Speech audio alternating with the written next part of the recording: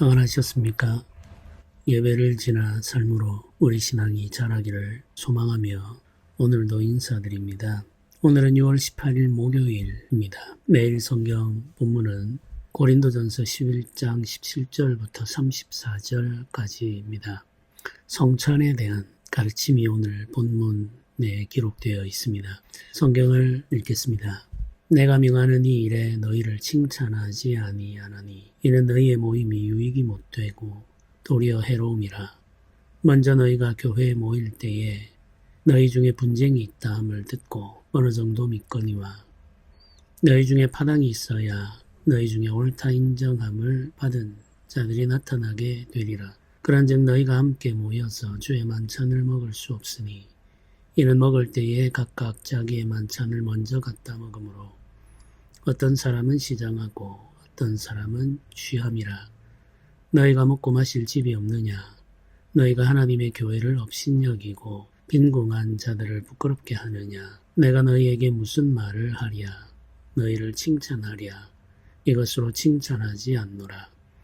내가 너희에게 전한 것은 주께 받은 것이니 곧 주 예수께서 잡히시던 밤에 떡을 가지사 축사하시고 떼어 이르시되 이것은 너희를 위해 하는 내 몸이니 이것을 행하여 나를 기념하라 하시고 식후에 또한 그와 같이 잔을 가지시고 이르시되 이 잔은 내 피로 세운 새 언약이니 이것을 행하여 마실 때마다 나를 기념하라 하셨으니 너희가 이 떡을 먹으며 이 잔을 마실 때마다 주의 죽으심을 그가 오실 때까지 전하는 것이니라. 그러므로 누구든지 주의 떡이나 잔을 합당하지 않게 먹고 마시는 자는 주의 몸과 피에 대하여 죄를 짓는 것이니라. 사람이 자기를 살피고 그 후에야 이 떡을 먹고 이 잔을 마실지니 주의 몸을 분별하지 못하고 먹고 마시는 자는 자기의 죄를 먹고 마시는 것이니라. 그러므로 너희 중에 약한 자와 병든 자가 많고 잠자는 자도 적지 아니하니 우리가 우리를 살폈으면 판단을 받지 아니하려니와 우리가 판단을 받는 것은 주께 징계를 받는 것이니 이는 우리로 세상과 함께 정죄함을 받지 않게 하려 하심이라. 그런즉 내 형제들아 먹으러 모일 때 서로 기다리라. 만일 누구든지 시장하거든 집에서 먹을지니 이는 너희의 모임이 판단받는 모임이 되지 않게 하려 함이라. 그 밖의 일들은 내가 언제든지 갈 때에 바로 잡으리라. 아멘. 주의 성찬에 대한 가르침을 우리가 읽다 보면 사실 깜짝 놀라게 되죠. 교회에서 이런 일이 일어날 수 있는가라는 생각이 들기도 하고 교회의 상태가 이 정도로 비참해질 수 있다는 사실을 깨닫게 되기도 합니다. 굉장히 놀라운 일이죠. 이 성찬과 관련된 고린도 교회의 현실을 우리가 살펴볼 필요가 있겠습니다. 고린도 교회를 구성하고 있는 사람들은 다양한 기준으로 나누어 볼 수 있습니다. 유대인들과 이방인으로 구분할 수가 있죠. 그리고 지식의 정도에 따라 구분할 수도 있습니다. 지식을 가지고 있는 자와 지식을 가지고 있지 않은 자, 로마의 철학과 지혜를 배운 자와 배우지 않은 자로 나누어 볼 수도 있겠습니다. 경제적 수준을 가지고도 구분할 수가 있겠죠. 부유한 자와 가난한 자 이렇게 구분할 수 있습니다. 로마 사회의 경제적 상황은 그들이 가지고 있는 신분과 관련되어 있죠. 대부분의 사람들은 노예의 신분이었고 해방된 노예의 신분인 사람들도 있었습니다. 로마의 시민권을 가지고 있는 시민들과 귀족들도 있었겠죠. 고린도 같은 도시들의 경우에는 로마의 군인으로 오랫동안 복무한 후에 전역할 때 고린도에 있는 토지를 부여받은 전역 군인들, 퇴역 군인들도 상당수가 있었기 때문에 그들 중에 예수님을 믿는 사람들이 있을 수도 있겠죠. 이렇게 이제 다양한 사람들이 고린도에 모여 있었고 자연스럽게 다양한 사람들이 고린도 교회의 구성원이 될 수 있는 겁니다. 교회가 예배하기 위해 모일 때 사도들의 시대에는 예배 처소로 따로 구별된 공간이 있지를 않았죠. 말하자면 예배당이 아직 지어지기 전입니다. 예배당이 지어지기 시작한 것은 예수님께서 이 땅에 오셔서 사역하신 후에 400년 정도의 시간이 지난 후입니다. 그러니까 사도들의 시대에는 예배 처소가 따로 마련되어 있지를 않았습니다. 그러면 어디에서 예배를 드렸느냐, 모임을 가졌느냐고 하면 당연히 넓은 공간이 있는 부유한 사람들의 집, 이 예배 처소로 사용된 거죠. 주일날 부유한 사람들의 집에서 모여 예배하게 되는 겁니다. 부유한 사람들은 그 당시에 많은 손님들을 초대해서 잔치를 벌이는 그런 문화가 있었기 때문에 많은 사람들이 모일 수 있는 회랑이 마련되어 있었던 거죠. 그곳에서 함께 예배하고 또 식사의 교제를 나누고 성찬을 함께 먹었습니다. 이것이 주일날, 부활의 날, 주일날 믿는 사람들이 함께 모여 하는 일이었던 거죠. 그런데 이제 주일에 우리가 모일 때 예배하면서 교제하게 되는데 부유한 사람들은 언제든지 시간을 내는 자유가 있죠. 시간을 마음대로 사용할 수 있는 자유가 부유한 자들, 귀족들에게는 있었지만 노예들이나 해방된 노예들의 경우에는 그렇지가 않았죠. 노예들은 주인에게 속해 있는 사람이기 때문에 시간을 뜻대로 사용할 수 있는 자유가 없습니다. 그들에게 쉼의 날이라고 하는 것이 정해져 있는 것도 아니죠. 오늘날 같으면은 일을 쉬는 날이 공식적으로 정해져 있지 않습니까? 그러나 로마 시대의 노예들에게는 그런 날이 있을 리가 없죠. 해방된 노예들은 주인에게 예속된 사람들은 아닙니다만은 생계를 위해서 자신들이 가지고 있는 시간을 누군가를 위해 사용해야만 하는 거죠. 생계를 위해 일을 해야 하니까 그 일을 하기 위해서 자신의 시간을 저당 잡힌 채 살아가야 되는 겁니다. 그러니까 해방된 노예들 역시 자유롭게 예배하며 살아갈 수가 없었던 거죠. 이런 사람들은 자신들의 일을 마무리하고 예배하기 위하여 예배 장소로 서둘러 가야 하는 이런 불편함이 있을 수밖에 없습니다. 부유한 자들은 먼저 모여서 예배하고 교제하는데 가난한 사람들, 노예와 해방된 노예들, 그리고 시민들 중에 충분한 재산을 가지고 있지 않은 사람들 역시 힘겨운 노동을 해야 하기 때문에 이들도 일을 마치고 예배하기 위해 오게 되는 거죠. 부유한 사람들은 여유 있게 와서 자신들이 준비한 음식을 나누어 먹습니다. 교회가 모였을 때 먹는 음식은 예배 처소를 제공하는 부유한 자가 제공하기도 하고 각자가 음식을 조금씩 준비해 와서 함께 나누어 먹기도 합니다. 함께 나누어 먹기 위해서 각자가 준비한 음식을 가지고 온다고 하지만 가난한 사람들이 자신을 위해서, 원이웃을 위해서 음식을 준비해 올 여유가 있을 리가 없겠죠. 그러니까 이들에게는 이 주일의 예배와 식사 그리고 성찬이라고 하는 것이 부담스러울 수도 있고 굉장히 기다려지는 시간일 수도 있습니다. 모처럼의 식사가 될 수도 있고 평소에는 경험하지 못한 음식들을 먹는 날이 될 수도 있는 거죠. 그런데 이런 상황을 우리가 충분히 생각하고 볼 때 고린도 교회에서 일어난 일들을 우리가 설명해 보면 이런 거죠. 부유한 자들과 귀족들, 시간적 여유가 충분한 사람들이 먼저 모여서 예배를 드립니다. 그리고 교제하게 되죠. 교제하는데 음식이 따라오는 것은 너무나도 당연하죠. 성찬도 함께 먹고 마셨습니다. 이들이 준비되어 있는 음식을 마음껏 먹습니다. 충분히 즐기며 먹죠. 이 뒤늦게 예배에 참석하는 사람들이 있다는 사실을 이들은 알고 있습니다.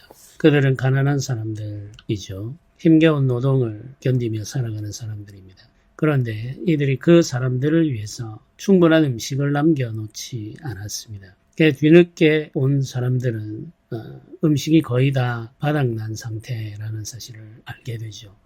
이 사람들이 음식을 나누어 먹어 봅니다만은 충분하지가 않습니다. 배고픔을 느끼게 되는 거죠. 이런 상황이 되면 이 가난한 자들이 마음에 상처를 받을 수밖에 없겠죠. 원망이 생기고 분노하게 될 수도 있습니다. 이런 일이 교회에서 일어났다는 거죠. 한편으로 생각해 보면 로마 사회의 일반적인 관습, 그리고 고린도의 상황, 일반적인 상황을 생각하면 사실 부유한 사람들이 가난한 사람들을 위해서 얼마간의 음식을 남겨놓는 것, 충분하지 않을지라도 얼마간의 음식을 남겨놓는다는 것 자체가 상당한 배려라고 할 수도 있겠습니다. 귀족들이 노예를 위해서 음식을 남겨주지는 않죠. 같은 음식을 먹지를 않습니다. 노예에게는 노예의 음식이 있고 귀주인에게는 주인의 음식이 있는 거죠. 그런데 교회이기 때문에 이들이 상당히 배려해서 자신들과 같은 음식을 먹을 수 있도록 음식을 남겨놓았다는 거죠. 충분하지 않을지라도 남겨놓았던 겁니다. 이 세상의 관점에서 보면 이건 상당히 배려한 것이다. 이렇게 이야기할 수 있겠죠. 너그러운 사람들이다. 이렇게 말을 할 수가 있습니다.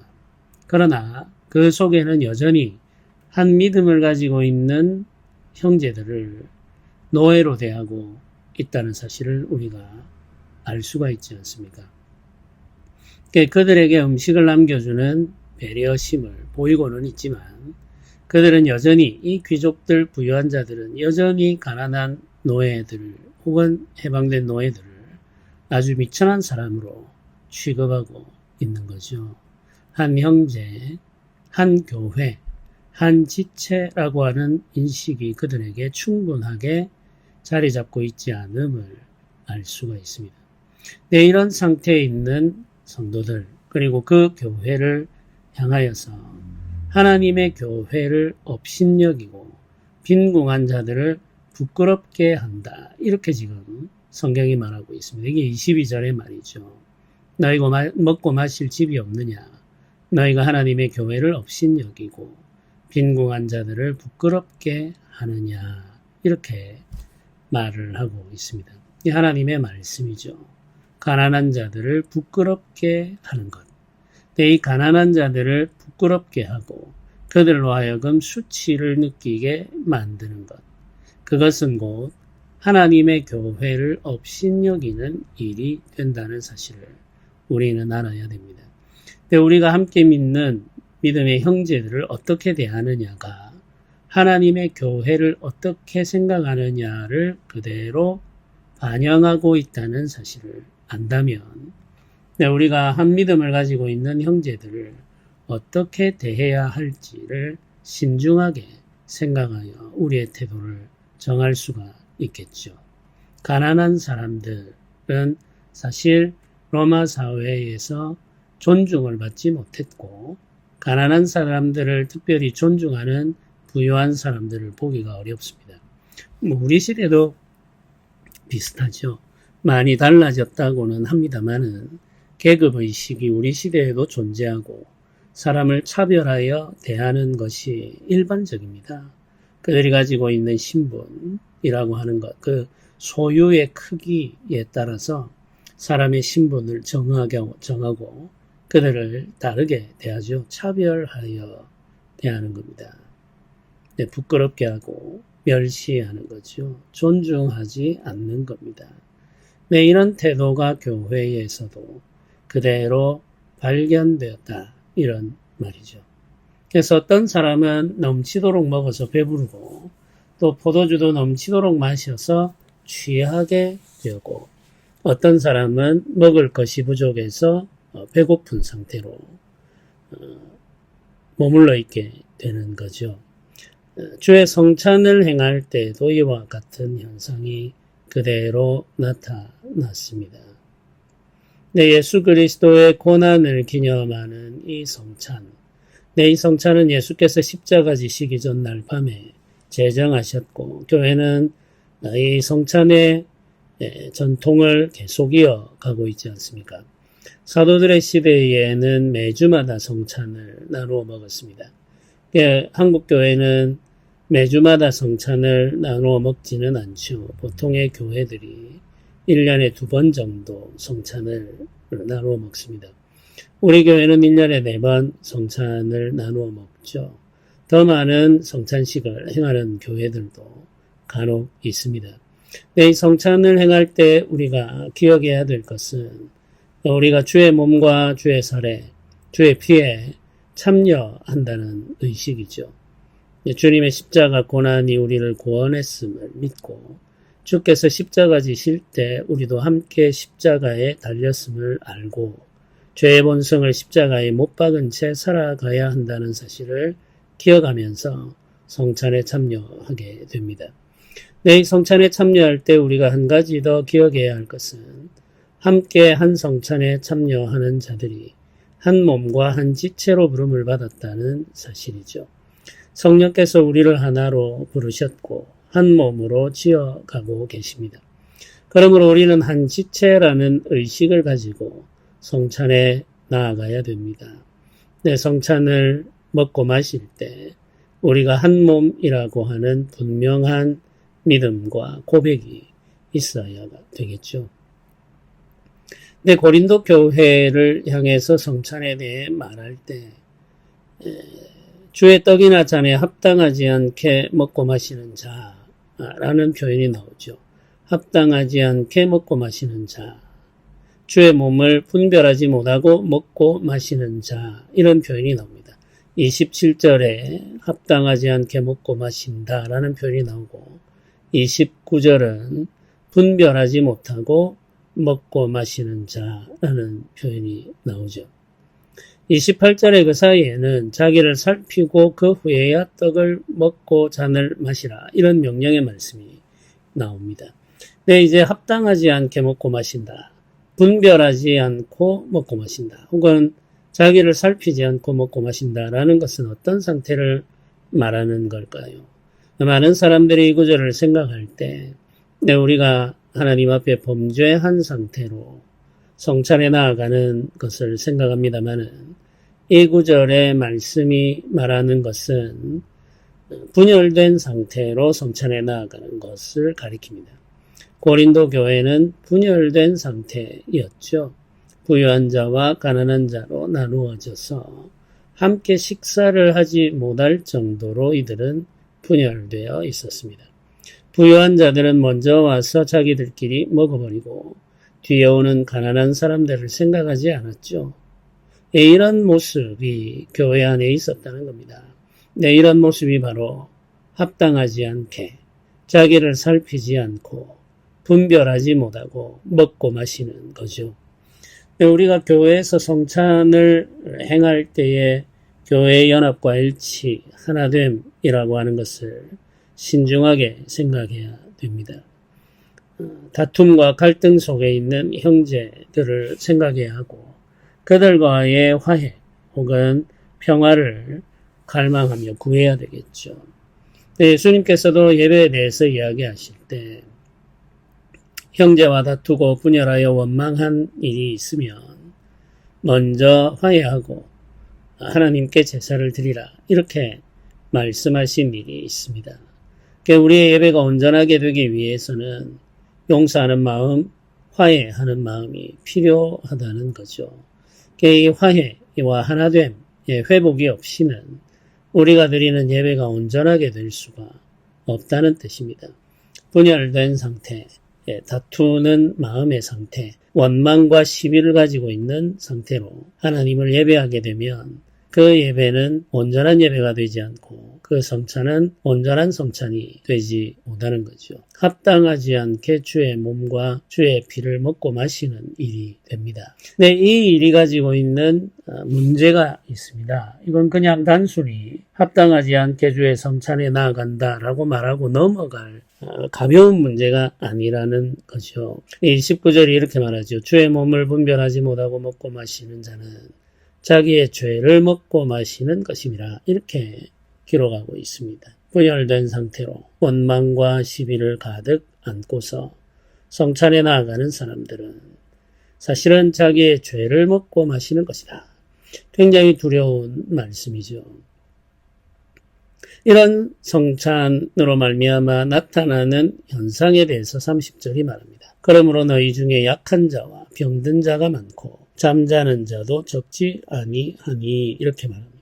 약한 자와 병든 자, 육체에 대한 표현이며 몸이 점점 약해지고 심지어는 병이 들고 그 병이 깊어져서 결국에는 죽음에 이른 자들이 많다는 이야기죠. 주의 몸과 주의 피에 참여하면서 주의 선하신 뜻을 온전히 묵상하고 고백하지 못한 채 분열하여 다투면서 성찬을 먹고 마실 때 그 성찬이 우리에게 복이 되지 못하고 오히려 저주가 될 수 있음을 알려주고 있는 거죠.